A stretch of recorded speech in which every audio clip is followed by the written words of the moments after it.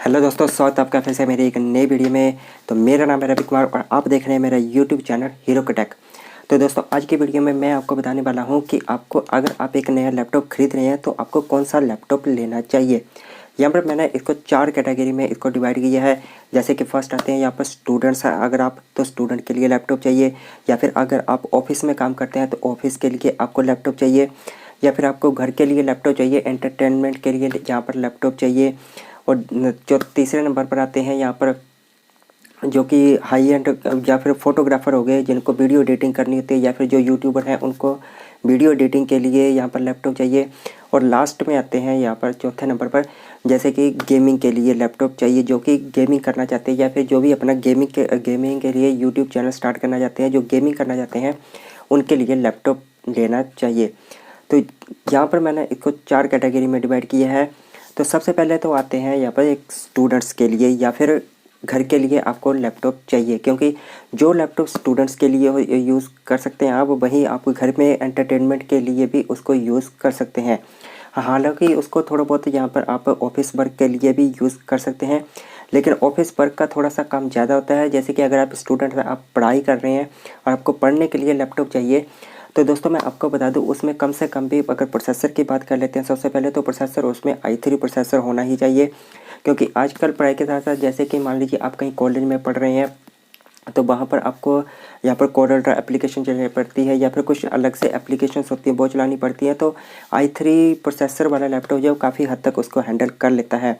हालांकि जो Intel Celeron processor है या फिर AMD के जो लो प्रोसेसर है वो उनको यहाँ पर ज़्यादातर हैंडल नहीं करते हैं और आपका लैपटॉप हैंग भी हो सकता है। तो मेरी माने तो अगर आपको इसमें लैपटॉप में कम से कम i3 प्रोसेसर तो होना ही चाहिए, वो भी लेटेस्ट जनरेशन वाला। अभी तो लगभग 12th जनरेशन चली हुई है, तो आपको कम से कम भी यहाँ पर 10th या 11th जनरेशन वाला प्रोसेसर उसमें होना ही चाहिए। और रैम की बात कर लेते हैं तो रैम उसमें 4 GB मिनिमम रैम तो होनी ही चाहिए। लैपटॉप में यहाँ पर 2 स्लॉट दिए होते हैं। अगर आपके लैपटॉप में जब आप लैपटॉप खरीद रहे हैं तो उस लैपटॉप में 4 GB रैम है, तो दूसरे स्लॉट में आप अलग से 4 GB रैम अलग से लगवा सकते हैं, या फिर 8 GB रैम भी आप उसमें अलग से लगवा सकते हैं। हालांकि आपका वो लैपटॉप उस रैम को सपोर्टेबल करना चाहिए। और उसके बाद आता है तीसरे नंबर पर आती है उसके ग्राफिक कार्ड्स। लेकिन जो स्टूडेंट्स होते हैं उनको ग्राफिक कार्ड्स की, डेडिकेटेड ग्राफिक कार्ड्स की यहाँ पर ज़्यादातर ज़रूरत नहीं पड़ती है। ग्राफिक कार्ड की ज़्यादातर ज़रूरत पड़ती है जो कि गेमिंग्स वाले लैपटॉप हो गए या फिर जो वीडियो एडिटिंग वाले लैपटॉप हो गए, उनके लिए ग्राफिक कार्ड्स की ज़रूरत पड़ती है। उसके बाद आते हैं यहाँ पर HDD या फिर SSD, यानी कि स्टोरेज के लिए आपको इसमें क्या चीज़ होनी चाहिए लैपटॉप में। मेरी माने तो आपको यहाँ पर जो नए लैपटॉप है वो तो SSD के साथ ही आते हैं।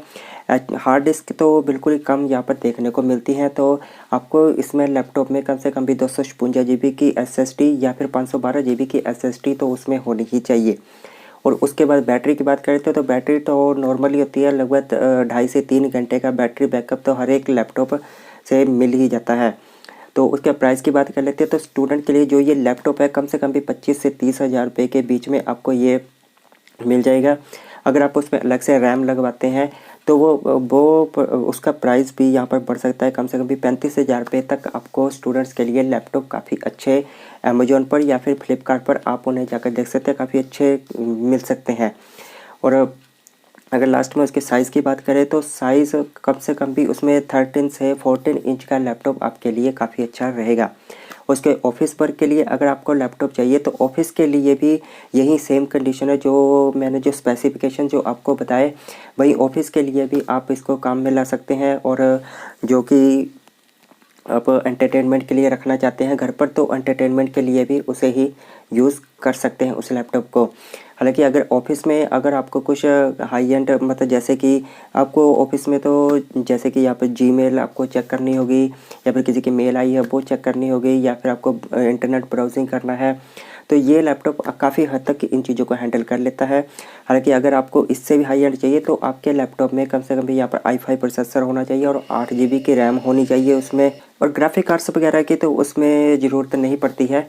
तो फिलहाल तो जो स्टूडेंट्स और जो घर के लिए लैपटॉप आप ले रहे हैं वहीं आपके ऑफिस काम के लिए भी यहाँ पर यूज़ हो सकता है। उसके बाद आते हैं यहाँ पर तीसरे नंबर पर वीडियो एडिटिंग वाले, जैसे कि कोई फोटोग्राफर हो गया, या फिर जो कि यूट्यूब के लिए वीडियो एडिटिंग करना चाहते हैं, जो कि फिल्मोरा ऐप इंस्टॉल करेंगे या फिर जो और भी कई एप्लीकेशंस होती हैं वीडियो एडिटिंग की, उनको आपको इंस्टॉल करना है अपने लैपटॉप में। तो उसके लिए तो आपके लैपटॉप में i5 प्रोसेसर या फिर i7 प्रोसेसर तो उसमें होना ही चाहिए। हाँ, AMD के जो Ryzen 5 या फिर Ryzen 6 प्रोसेसर वाले लैपटॉप है वो भी सबसे बेस्ट है। लेकिन मैं आपको बता दूं दोस्तों कि AMD का जो प्रोसेसर होता है वो गेमिंग के लिए काफ़ी हद तक काफ़ी अच्छा माना जाता है। अगर आप एक गेमिंग के लिए लैपटॉप रहे हैं तो उसमें AMD प्रोसेसर तो यहाँ पर होना ही चाहिए। हाँ, ये तो बशर्ते ये नहीं है कि मैं बोल रहा हूँ कि हाँ होना ही चाहिए, आप पर डिपेंड करता है कि आपको कौन सा प्रोसेसर यहाँ पर सबसे अच्छा लगता है। हाँ, ये जो इंटेल वाला प्रोसेसर है वो काफ़ी कम हीट होता है और AMD वाला प्रोसेसर है वो ज़्यादा हीट होता है। तो अगर आप गेमिंग के लिए यहाँ पर लैपटॉप रहे हैं तो आपको दोनों में से आप खुद चूज़ कर सकते हैं, जिसका रिव्यू आपको सबसे अच्छा लगे उस हिसाब से आप उसको ले सकते हैं। लेकिन मेरी माने तो आपको गेमिंग के लिए लगभग AMD का प्रोसेसर ही आपको यहाँ पर लेना चाहिए। लेकिन अगर आप वीडियो एडिटिंग के लिए रहे तो आपको इंटेल का प्रोसेसर वाला लैपटॉप ही आपको लेना चाहिए और उसमें कम से कम भी 8 GB या फिर 16 GB की रैम तो उसमें होनी ही चाहिए। अगर उसमें 8 GB की रैम है तो आप दूसरे स्लॉट में 8 GB की अलग से रैम उसमें लगवा सकते हैं। और ग्राफिक कार्ड तो दो तरह के होते हैं लैपटॉप में, एक होता है डेडिकेटेड ग्राफिक कार्ड और एक होता है इंटीग्रेटेड ग्राफिक कार्ड। डेडिकेटेड और इंटीग्रेटेड ग्राफिक कार्ड के बीच में मैंने डिफरेंस बताया, तो आप उस वीडियो को जाकर चेकआउट कर सकते हैं दोस्तों।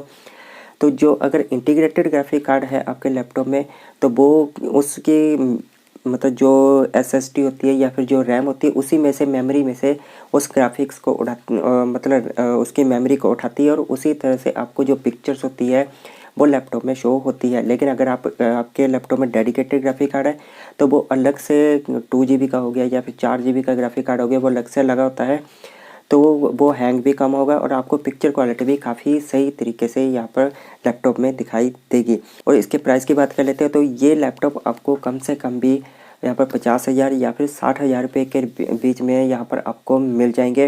हालांकि ये उससे सस्ते भी होते हैं, लेकिन वीडियो एडिटिंग के लिए तो आपको कम से कम भी 50, 60 या 70,000 रुपये के बीच में ही जो लैपटॉप आपको मिलेंगे वही आपके लिए सबसे अच्छे रहेंगे और हैंग भी नहीं होंगे, आपका काम भी काफ़ी आसानी से हो जाएगा।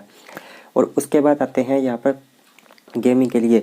गेमिंग के लिए तो यहाँ पर लैपटॉप जो होते हैं वो काफ़ी हाई एंड कॉन्फ़िगरेशन वाले होने चाहिए, जैसे कि उसमें तो 16 GB की रैम होनी चाहिए, ग्राफिक कार्ड भी डेडिकेटेड होना चाहिए, मतलब अलग से होना चाहिए, और उसमें डिस्प्ले साइज़ कम से कम भी 14 इंच से 15 इंच का होना चाहिए उसमें। और जो प्रोसेसर होना चाहिए वो कम से कम भी इंटेल कोर i9 या फिर AMD का Ryzen 6 या फिर जो AMD के जो हालांकि नए प्रोसेसर आ रहे हैं वो होने चाहिए और वो भी नई जनरेशन के साथ होने चाहिए। और पुराने जनरेशन वाला अगर आप प्रोसेसर वाला लैपटॉप अगर आप लेते हैं तो हैंग भी करेगा, और आपको नए जनरेशन वाले प्रोसेसर वाला लैपटॉप ही आपको लेना चाहिए और उसमें कम से कम भी 16 GB की रैम तो होनी ही चाहिए, जो अगर आप गेमिंग के लिए एक लैपटॉप ले रहे हैं। और उसके प्राइस की बात करें तो प्राइस तो इसमें कम से कम भी 70 से 80,000 रुपये के बीच में यहाँ पर आता है, और वो को अमेजोन और फ्लिपकार्ट दोनों में आप यहाँ पर देख सकते हैं। आपको अगर अमेजोन से कुछ भी अगर आपको ख़रीदना हो तो मेरा एफिलिएट लिंक यहाँ पर डिस्क्रिप्शन लिंक में आपको मिल जाएगा, तो वहाँ से भी आप उसको देख के उनको ख़रीद सकते हैं।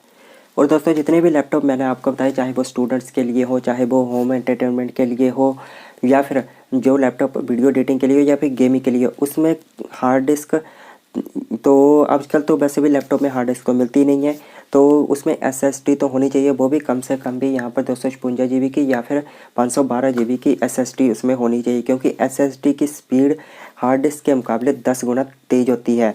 हालांकि अगर आप स्टूडेंट्स और आपका बजट बहुत ही कम है और आप 20,000 या 25,000 रुपये के बीच में अगर आप लैपटॉप ढूंढ रहे हैं तो आप उसमें ऐसा करिएगा 128 GB की SSD लगवा लीजिए, और स्टोरेज के लिए अलग से 500 GB की या फिर 1 TB की हार्ड डिस्क आप उसमें लगवा सकते हैं।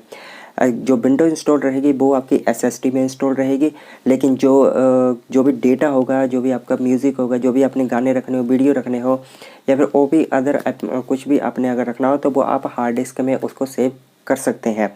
इससे आपका कंप्यूटर जो है वो या फिर जो लैपटॉप है वो आपका हैंग भी नहीं होगा और काफ़ी अच्छे तरीके से वो भी वर्क करेगा। तो दोस्तों यही था कुछ इस वीडियो में कि आपके लिए ज़रूरत के हिसाब से कौन सा लैपटॉप आपके लिए सबसे बेस्ट रहेगा। तो मिलता हूँ मैं दोस्तों अभी आपसे ऐसे ही नेक्स्ट टेक रिलेटेड वीडियोज़ के साथ। तब तक के लिए till then take care and bye bye दोस्तों।